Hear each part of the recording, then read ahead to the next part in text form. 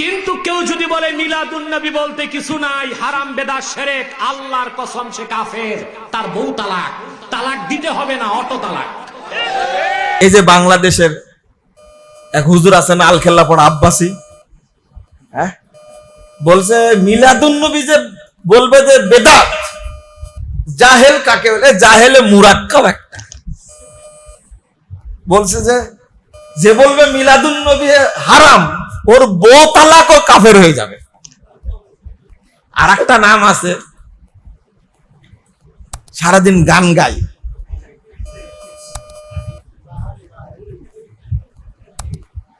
নাম আপনারা উচ্চারণ করলেন, যান কুলি করে আসেন তাহলে। তোবা, আপনাদের শরম লজ্জাও নাই দেখতেছি না, কুলি অবশ্যই করবেন। এই যে এরা মিলাদুন নবীকে বাঁচে রাখার জন্য এত চেষ্টা করছে, এই যে বর্তমান যারা উপদেষ্টা আছে তাদেরকে বুঝানো যদি যায়, অবশ্যই আমাদের ধর্ম উপদেষ্টা খালেদ হোসেন সাহেব অবশ্যই মিলাদ সম্পর্কে জানেন। আমি অনুরোধ করব, যোগ্য মানুষ, তার উচিত হবে এই বাংলাদেশ থেকে অন্তত কিছু না হলেও এই ঈদে মিলাদুন নবী নামে 12ই রবিউল আউয়ালে যে দিনটা ছুটি দেওয়া হয়, এই ছুটিটাকে বাতিল করা হোক। কলকারখানা বন্ধ রাখা হয়, অর্থনৈতিক ক্ষতি হয়। রাসূল সাল্লাল্লাহু আলাইহি সাল্লাম মারা গেছেন 12ই রবিউল আউয়াল বৃহস্পতিবার, আর জন্মগ্রহণ করেছেন 9ই রবিউল আউয়াল সোমবার।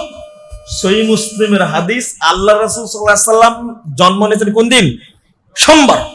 ভালো করে শুনেন, জ্যোতির্বিদরা প্রমাণ করে গেছেন বহু আগে, 570 খ্রিস্টাব্দে ওই সপ্তাহে 9ই রবিউল আউয়াল হচ্ছে সোমবার। এই সোমবার হলো 9 তারিখ, 12 তারিখ হলে কোন তারিখ হয়? বৃহস্পতিবার। তাহলে আপনি প্রমাণ করেন 12 আর 9 আছে, এই তারিখটার মধ্যে একটা বৃহস্পতিবার আর একটা কি বার? সোমবার। বলেন তো জন্ম কোন তারিখ হয়েছে, বৃহস্পতিবার না সোমবার? সোমবারে যে হয়েছে এতে কোনো সন্দেহ না, কারণ সহিহ হাদিস। অতএব এটা 9ই রবিউল আউয়াল, এটা প্রমাণ। তুমি জ্যোতির্বিদদের সব কথা মানতে পারো ব্যাকুব, কিন্তু রাসূল সাল্লাল্লাহু আলাইহি ওয়াসাল্লামের জন্মদিনটা ছিল 9ই রবিউল, তুমি এটা মানতে পারো না কেন? সর্বশ্রেষ্ঠ ইতিহাস গ্রন্থ আর রাহিকুল মাকতুমের মধ্যে আলোচনা আছে, সফিউর রহমান মুবারকপুর রহমাতুল্লাহ আলোচনা করে গেছেন।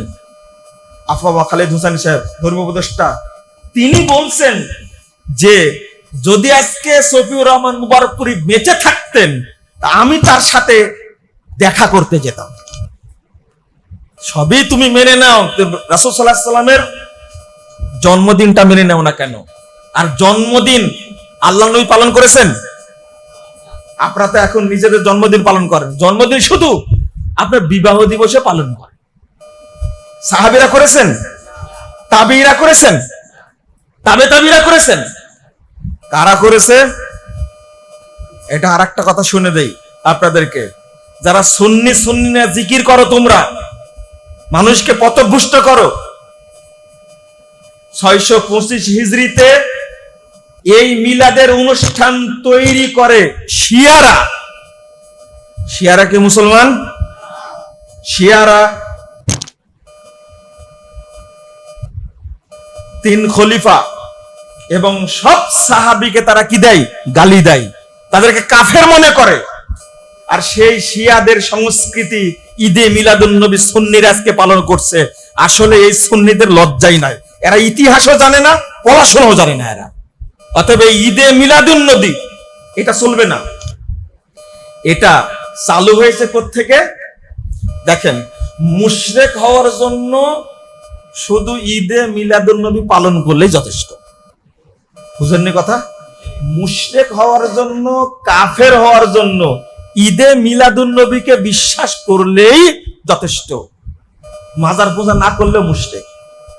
কারণ শ্রীকৃষ্ণের হিন্দুদের শ্রীকৃষ্ণের নিয়মে তারা যেমন ভক্তি করে, শ্রীকৃষ্ণের নাম আসলে অনুষ্ঠান করে, ঠিক তারই আলোকে উপমহাদেশে ঈদে মিলাদুন্নবী যেখানেই মিলাদ পড়া হয়, যখনই বলা হয় ইয়া নবী সালামু আলাইকা, তখন সবাই কুদ্দা দাঁড়া যায় না? কেন দাঁড়ায়? চেয়ারটা ফাঁকা রাখা হয় যে আল্লাহ নবী ওই চেয়ারে এসে বসবেন। এই আকীদা কুফরি আকীদা না? যারাই কিয়ামে বিশ্বাস করে, ঈদে মিলাদুন্নবী বিশ্বাস করে, এটা হলো কুফরি আকীদা, এটা হলো কাফের। এরা কি? কাফের। বাংলাদেশে ঈদে মিলাদুন্নবী নিষেধ করা উচিত, বরং ফরজ। বাংলাদেশের কোন মুসলমান যেন কাফের না হয়। যেমন মাজার পূজা রাষ্ট্রীয়ভাবে বন্ধ করা উচিত, মাজার যেমন রাষ্ট্রীয় আইন করে ভেঙে দেওয়া উচিত, তেমনি ঈদে মিলাদুন্নবীর অনুষ্ঠান রাষ্ট্রীয়ভাবে আইন করে এটা বাতিল করা উচিত। কোন জায়গায় চলবে না এটা। বেটা, তুমি নবী সাল্লাল্লাহু আলাইহি ওয়াসাল্লামের সুন্নাহ মানো না, হাদিস পড়ো না, আল্লাহর নবীর নামে সব মিথ্যাচার করো, আবার তার নামে তুমি হালুয়া রুটি খাবে, এগুলো চলবে না। আপনারা আমরা যদি একটু খেয়াল করি যে আমরা কত শিরকি আকীদার মধ্যে নিমজ্জিত, তাহলে বুঝবেন যে পরতে পরতে আমাদের সমস্যা সব জায়গাতে।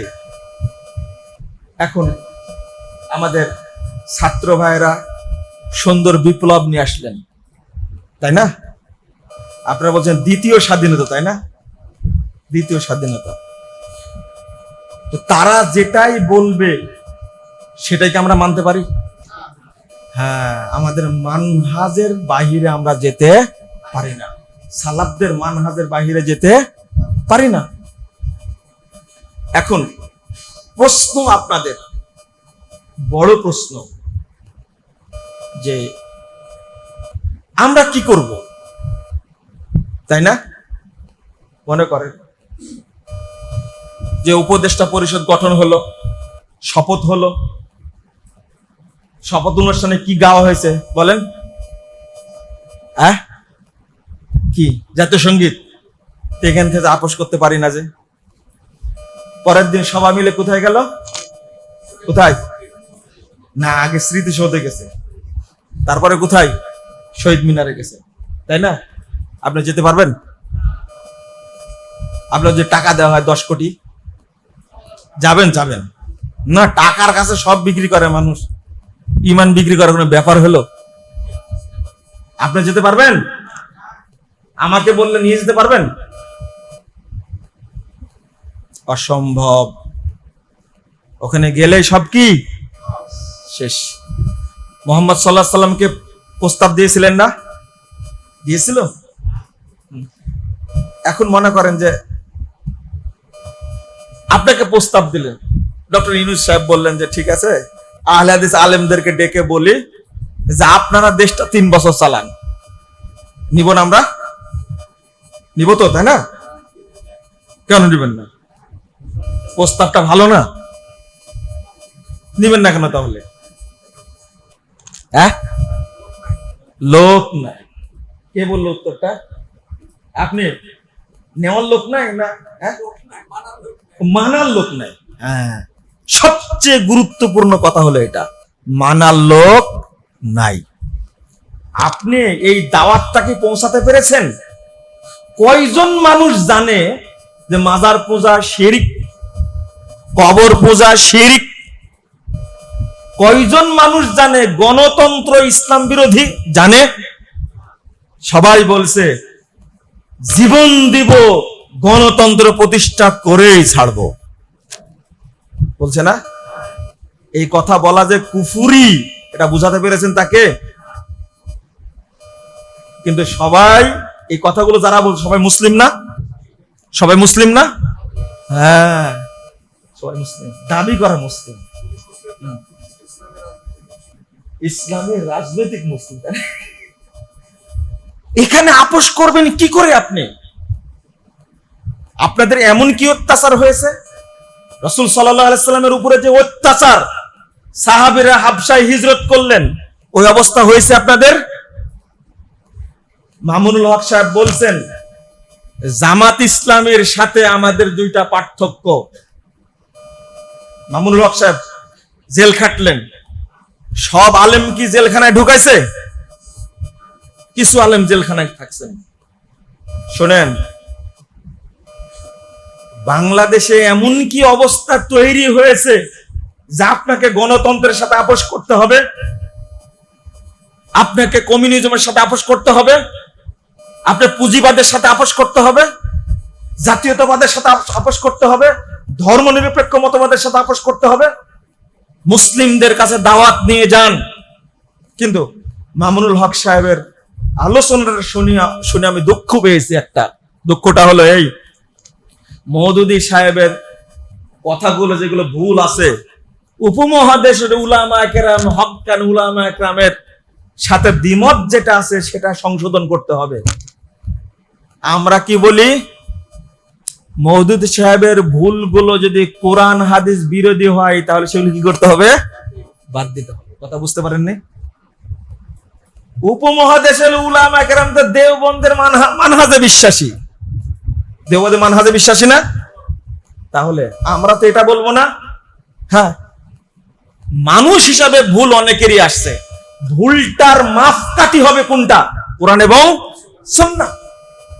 সেটা হলে বাদ দেন, আলহামদুলিল্লাহ মানবো না, সেটা দরকার নাই, ভুল হয়েছে সংশোধন করে নিব। সুন্দর কথা বলছেন মামুন ভাই, যে আমি যে কথাটা বলবো এই কথা বলার মানার লোক নাই। উপদেষ্টা মন্ডলী হলেন 21 জন, তাই না? 1500 বছর পূর্বে 14 জন উপদেষ্টা সম্মিলিত মিটিং করে আল্লাহর নবীর কাছে প্রস্তাব দেওয়া হলো, শুনে ফিতনা টাতনা বাদ দাও, মারামারি বাদ দাও, একটা আপোষে আসি, তাই না? আপোষটা কি? কত সুন্দর প্রস্তাব। তিনি বলছেন, ইন তুরিদু মালা ফা জামানা মালানা হাত্তা তাকুনা আকসারানা মালা। শোনো, তুমি যদি বড় ধনী হতে চাও আমাদের মধ্যে, তাহলে আমরা সবাই সম্পদ একত্রিত করব এবং কি হয়ে যাব? তুমি সবার মধ্যে কি হয়ে যাবে? ধনী হয়ে যাবে। ওয়াইন তুরিদু শারাফান, আর তুমি যদি সম্মান চাও, সাওয়াদনাকা আলাইনা, তাহলে আমরা তোমাকে আমাদের নেতা বানাবো। হাত্তা নাক্তাগাল আমরা দুনা, মরা পর্যন্ত তোমার কাছ থেকে আমরা নেতৃত্ব নিব না। ওয়াইন তুরিদু মালিকান মালাকনা আলাইনা, আর তুমি যদি শাসক হতে চাও, বাদশা হতে চাও, তাহলে আমরা তোমাকে কি বানাবো? বাদশা বানাবো। আচ্ছা, প্রস্তাবগুলো কি খারাপ ছিল? হ্যাঁ, ভালো ছিল না? অনেক ভালো ছিল। কিন্তু আল্লাহ রাসূল কি প্রস্তাব মেনে নিয়েছিলেন? পরে আর একটা কথা বলা হয়, রাসূল সাল্লাল্লাহু আলাইহি সাল্লাম উত্তর দিলেন, মা বিমা তাকুল মা জিতু বিমা জিতুকুম বি আতলুবু আলাইকুম আমওয়ালা। তোমরা যে প্রস্তাব নিয়ে এসেছো চাচা, তোমার প্রস্তাবের সাথে আমার কোনো সম্পর্ক নাই, আমি তোমাদের কাছে মাল চাই না। ওয়ালা শারাফা ফিকুম, আমি তোমাদের মাঝে সম্মানিত হতে চাই না, নেতা হতে চাই না। ওয়ালাল মালিকা আলাইকুম, আমি তোমাদের বাদশা হতে চাই না। আর সালানি ইলাইকুম রব্বি ওয়া উবাল্লিগাকুম রিসালাত রাব্বি, আল্লাহ আমাকে পাঠাইছে তোমাদের রাসূল হিসাবে, আমি আল্লাহর রিসালাত পৌঁছায় দিই। যদি তোমরা গ্রহণ করো, ফাহাদুকুম ফিদ দুনিয়া ওয়াল আখিরাহ, দুনিয়াতেও সম্মান পাবে, প্রতিদান পাবে, পরকালে পাবে। ওয়াইন তারুদ্দুহু আলাইয়া, যদি এই বিধান তোমরা ফিরিয়ে দাও আমার দিকে, আসবিরু হাত্তা ইয়াহকুমুল্লাহু বাইনি ওয়া বাইনাকুম, তাহলে ধৈর্য ধারণ করবো যতদিন আল্লাহ ফয়সালা না করে। আচ্ছা, এই মানুষটাই যখন মদিনায় গেলেন, তখন কি রাষ্ট্রনায়ক হয়ে গেলেন না? হ্যাঁ, মক্কায় নিলেন না কেন? বলেন, উত্তর দেন। হ্যাঁ, মক্কায় মানার লোক ছিল না, কিন্তু মদিনায় কি মানার লোক, সবাই মেনে নিলেন। আজকে আপনি ইউনূস সাহেবের সাহস আছে বলার, বলছে দুর্নীতির শিকড় উপড়ে ফেলবো, টাকা যা পাচার হয়েছে সেইগুলো আমরা কি ফিরিয়ে আনবো, যত মানুষ গুম হয়েছে তাদের বিচার করব, যত মানুষ এই আন্দোলনে ক্ষতিগ্রস্ত হয়েছে, শহীদ হয়েছে, বলছে মারা গেছে, তাদেরকে আমরা প্রত্যেক পরিবারে বেতন দিব, তাদের জন্য ফাউন্ডেশন খুলবো, শুধু একটা কথা বলে দেখো, যত মাজার আছে ভেঙে দিব। মানবে? মানবে না, তো মানবে না। শুধু বলে দেখো না, জাতীয় সঙ্গীত তুলে দিবে এটাই বলা সাহস করছে না, বলছে যেগুলো নিয়ে বিতর্ক আছে সেইগুলো নিয়ে আমরা হাত দেব না। অথচ সংবিধান সংশোধন করার জন্য কমিটি গঠন করেছে, তাই না? বুঝেননি কথা? কিন্তু মাজার বন্ধ করার জন্য সংবিধান লাগবে, প্রশাসন লাগবে? শুধু বলে দিলে হয়, কোনো মাজার থাকবে না, জুয়ার আখড়া থাকবে না, গাঁজার আখড়া থাকবে না, যৌনচারের আখড়া থাকবে না। কিন্তু খুনের বিচার হবে, সবাই মেনে নিবে, দুর্নীতির বিচার হবে, সবাই মেনে নিবে, আয়না ঘরের বিচার হবে, সবাই মেনে নিবে। কিন্তু মাজার ভেঙ্গে দেওয়া হোক, শহীদ মিনার ভেঙ্গে দেওয়া হোক, এর প্রতি একমত হবে? আগে এটা তৈরি করতে হবে মানুষের মধ্যে। আপনি কাকে শাসন করবেন? আপনি ক্ষমতায় বসে কাকে শাসন করবেন? হ্যাঁ, আল্লাহ রব্বুল আলামিন যেদিন আপনাকে বসাবেন, কিন্তু মানুষ এটা বুঝতে চায় না। ডক্টর ইউনূস সাহেব একদিন আগেও জানতেন না, যে বলছে একটা দোয়া তৈরি করেছিল না, আসসালামু হাসেনা আম্মা, তারপরে কি পদ্মা সেতু কুরসিয়ান, সুবায়ানা ইউনূস আল খালেদা ঠুস, মনে আছে? শোনেন, ভালো করে শোনেন। এই ইউনূস সাহেবকে যে সুবাবে, সেই মানুষটাই যে রাষ্ট্রের প্রধান হবে, একদিন আগেও জানতেন? বুঝেন কথা? এই যে নাহিদ আর আসিফ, তারাই যে বাংলাদেশ পরিচালনা করবে, একদিন আগে স্বপ্ন দেখেছে? ফখরুদ্দিন জানতেন যে আমি এই দেশ চালাবো 2 বছর? বুঝেন ভালো করে, কে বসাইছে?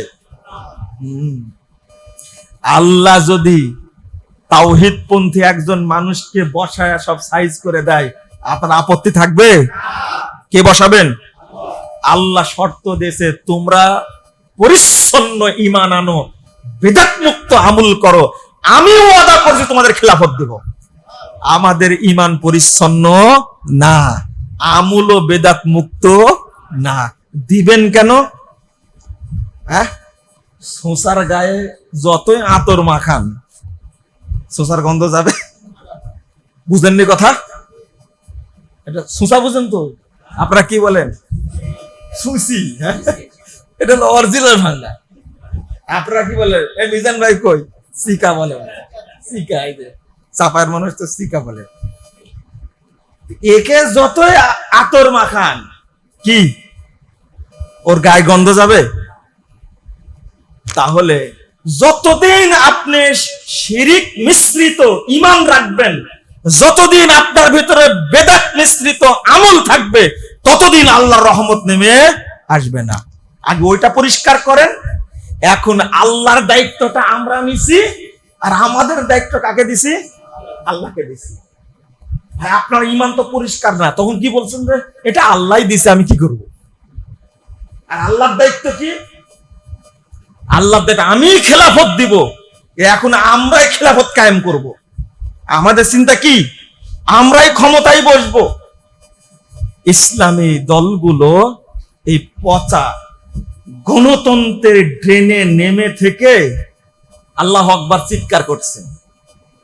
বাংলাদেশে এমন একটা পরিবেশ তৈরি হয়েছিল যে আল্লাহু আকবার, নারে তাকবীর, আল্লাহু আকবার, এই স্লোগানটা কেউ দিবে, এটা সাহস করতে পারেনি। আমার আজকে মনে পড়ে সালাউদ্দিন কাদের চৌধুরীর ছেলে, কি নাম, কি কেউ জানেন না? হুম্মাম চৌধুরী। এই গত আন্দোলনের সময় চিটাগঙ্গের বুকে বক্তব্য দেওয়ার সময় নারায়ে তাকবীরুল স্লোগান দিয়েছিল, মনে আছে আপনার?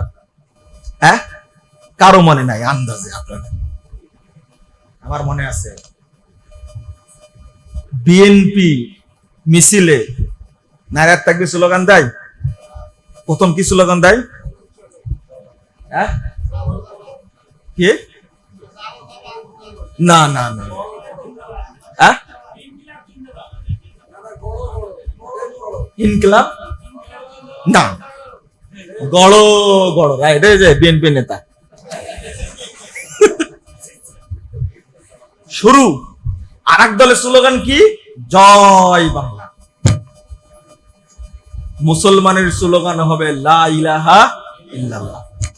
নারায়ে তাকবীর। নারা আরবি শব্দ, এটা কিন্তু কাজী নজরুলের ভাষা। নারা কি? আরবি শব্দ। নারায়ে তাকবীর, তাকবীর উচ্চ ধ্বনি, সেটা কি? আল্লাহু আকবার। যখন হুম্মাম কাদের চৌধুরী নারায়ে তাকবীর দিয়ে স্লোগান দিল, বিএনপির দল থেকে সমালোচনা করা হয়েছে। বিএনপিও প্রেসিডেন্ট জিয়াউর রহমানের চেতনা লালন করে না। কেন ভাই? তোমরা দিতে পারো না, তো হুম্মাম কাদের চৌধুরী দিতে তোমার আপত্তি কোথায়? নারায়ে তাকবীর বলে কি অন্যায় করেছে? জয় বাংলা বলছে, কোনো আপত্তি নাই। জয় কালী, জয় সরস্বতী, জয় ভগবতী, জয় দুর্গা, মানে জয় বাংলা। বুঝেননি কথা? দুইটাই বাংলা, পশ্চিম বাংলা, পূর্ব বাংলা। কিন্তু পূর্ব বাংলাটা মুসলিমদের কেন আর পশ্চিম বাংলাটা হিন্দুদের কেন? দুইটাই ভাষা কি? বাংলা। আলাদা হলো কি কারণে? ইসলামী চেতনার কারণে। ভুলে গেলে চলবে না। এই ভুলে যাওয়ার কারণেই তো আজকে ভারত বাংলাদেশকে শাসন করে। ইসলামী চেতনা যেদিন ভুলে যাবে, সেই দিন বাংলাদেশের সীমানাও ভুলে যাবে। তোমরা মনে রেখো, যা রাজনীতি করো বেটা, তোমরা আগে চেতনা শেখো। আজকে বলছো ফ্যাসিস্ট আলেমরা যখন ভারতের সমালোচনা করে তখন রিমান্ডে নিয়ে পিটায়, আর আজকে বাংলাদেশের সবাই হয়েছে ভারত বিরোধী। এখন সবাইকে কারাগারে ঢোকাও দেখি, পারো কিনা? আমার কথা কি বুঝতে পেরেছেন? আলেমরা ভারতের বিরুদ্ধে কথা বলেছে, তখন আলেমদেরকে ঢুকায় জেলখানায় পিটাইছো। এই ছোট্ট রফিকুল ইসলাম, তাকে নাকি ন্যাংটা করে পিটাইছে, মোদির বিরুদ্ধে কথা বলেছে তাই।